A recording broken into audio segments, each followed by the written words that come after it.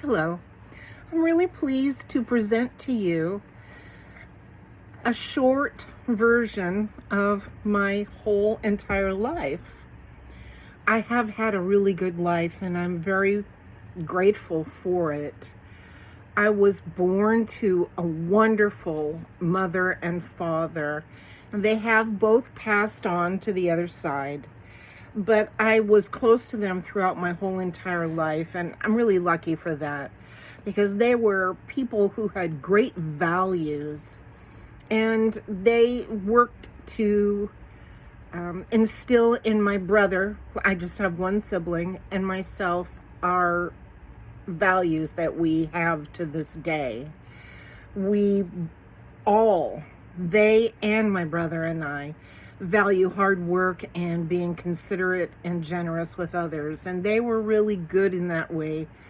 They were loaded with compassion and they were generous. So I like to think that I carried that with me throughout my entire life. My parents themselves were also impacted by their own stories of their own lives. My dad did not talk much about his life. We knew that he had grown up on a farm in Wisconsin. And when he was in his teens, they moved to Anacortes, Washington.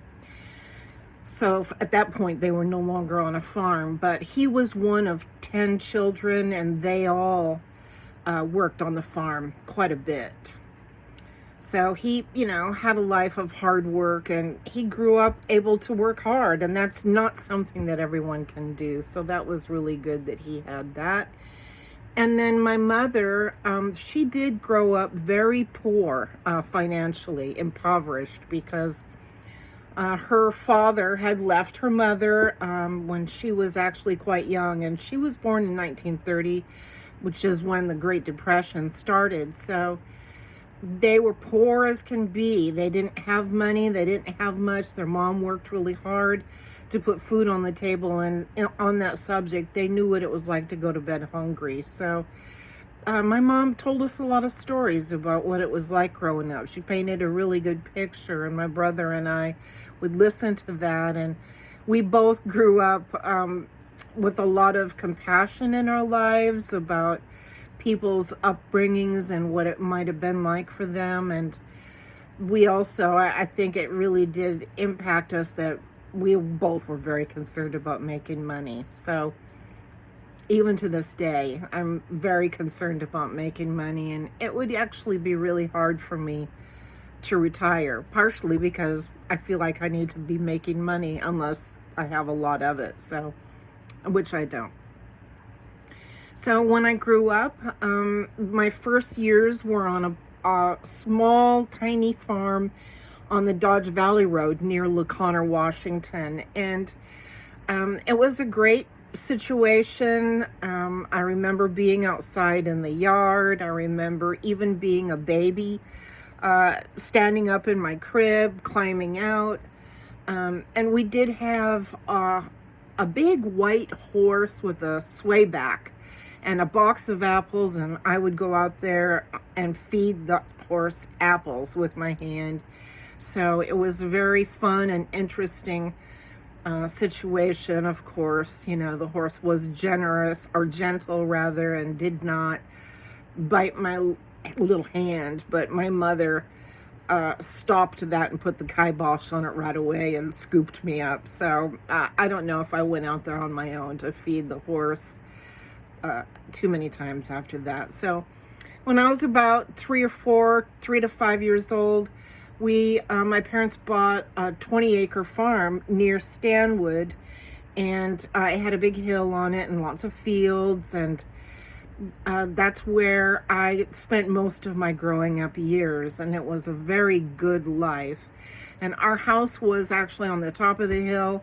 I'll always remember it, and it was a wonderful life, very idyllic type of upbringing. I had a pony, which her name was Little Bit. She meant all the world to me. She was my best friend, really, of my growing up years. And even though I certainly did have friends, tended to have neighbors as friends. So that was a good thing, and it was wonderful. And we all spent a lot of time outside because everyone had small farms in that area. So it was really wonderful. It was a good way to grow up, and I didn't fully appreciate it at the time. I wanted something more glamorous because I read a lot, and all the books that I would read were about other people's lives, and so I had quite the imagination. I could think about other lives where it might be on a different country or living during a different time period. So I really spent a lot of time living in my mind as well as outside. So it was really great to use books as a big part of my life. So, and of course, being here in Western Washington, it rains a lot. So it's in the wintertime, you can't always be outside. So luckily, I did really enjoy reading. So that was something that my mom really supported because she was a reader as well. She would take me to the library as much as I wanted to go there, and that she would have time to do. So it was really great in that regard. So in my mid-teens, my parents hit a rough patch in their marriage, and as a result, I did leave the nest early. I moved out when I was 17 years old. And I actually got my GED and quit school and got a job and moved out. So that really changed the course of my life. But, you know, I've always been someone who believed that I can change my life. And I did it at that time as well. So that definitely had a big impact. I did get married very young and had 2 children really young.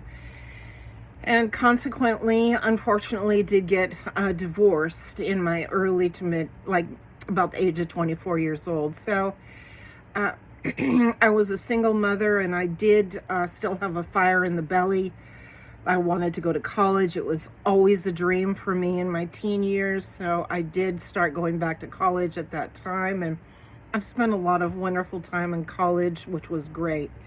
So I did major in chemistry after other coursework and a smaller degree, a technical arts degree, and then doing pre-work. And so I did major in chemistry, which I loved.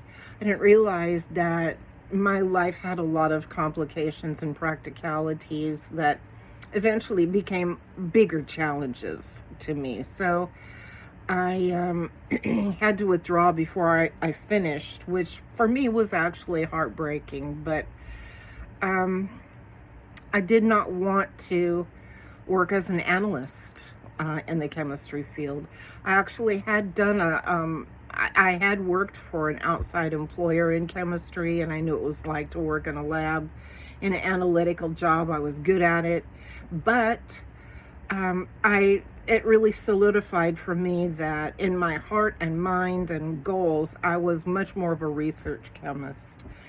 And to be able to do that, I needed to work at above the undergrad level, and I didn't even have my undergrad degree. So I believed, possibly incorrectly, that I would wind up working in a lab just like that, doing inorganic analytical work. But my specialty was organic chemistry. I loved it. So I just set it aside thinking that I would be working below what I cared about.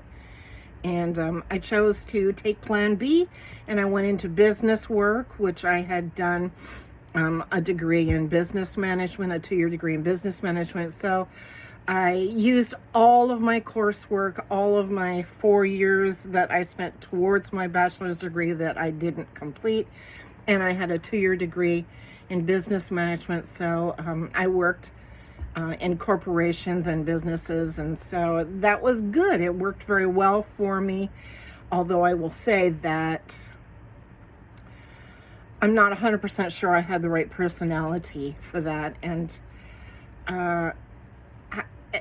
business was not something that I realized was at a different level of thinking and intellect than what science was. So there was a part of me that felt hollowed out because of it. So anyway, through various work, I did wind up at Deloitte, which is a wonderful consulting company, and I am a consultant there for 5 years now, so it is a really good job.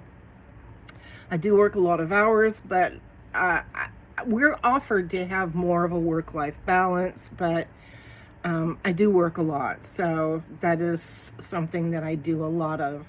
So in the future, what I would like to do is take a look at making my multidisciplinary degree bring back in my chemistry coursework in such a way as to focus on environmental sciences. And currently, because I work in writing and project management, I would like to combine all three of those things: environmental science, technical writing, and project management, and find a way to turn that into yet another pathway for me. So it would put me into something that is very meaningful to me, because environmental sciences mean the world to me, and I'm very concerned about the directions that our government is taking. A lot of they're cutting back on regulations and plowing into the national parks, and they're cutting away the EPA, and it means that a lot of things are threatening, like the water tables, as well as, so it's like it's not just pollution now, it's a stripping away of our actual resources so heavily that with these large AI data centers, I, as well as a lot of other people, are very concerned that we're going to do permanent damage to the water tables, and they may not be able to recover. The thing is that you cannot take so much water out of the ground that it cannot replenish itself within a certain cycle of time. So I'm very concerned about that, and I would like to get involved in either a work way or also in possibly a volunteer way to help affect change. And I think that my consulting work may be still a good path. Hopefully there is that avenue available to me in my current employer. So we'll see how that goes. But I'm very happy to be back in college and finishing up my bachelor's degree. I didn't realize that I didn't have to do so much. I thought I would have to do a whole nother year of coursework, and come to find out, I could go the multidisciplinary route, and I probably could have done it quite a while ago. So I was very surprised, pleasantly surprised, but of course I had a little bit of regret. Why didn't I do that before? But anyway, I'm very happy to be where I am. I'm enjoying this class, and I'm enjoying the coursework that I'm planning on doing. And then after I get my bachelor's degree, knock wood, but hopefully everything continues to work out, I hope to start a master's degree and get a master's degree done. So I think that would be very helpful, and I like going in depth with my studies, and so I expect that that would be very satisfying to me and enriching. My family is very supportive. My children are adults. My grandchildren, I have 5 of them. 4 of them are teenagers, and 1 is just coming up into her teens. They're very supportive and kind of inspired. Some of them are inspired by it. So I hope that everything continues to work well, and I really enjoyed this class, and thank you for the opportunity and these assignments, because it changed my life. So thank you, Wendy. Thank you. And thanks for watching. Bye.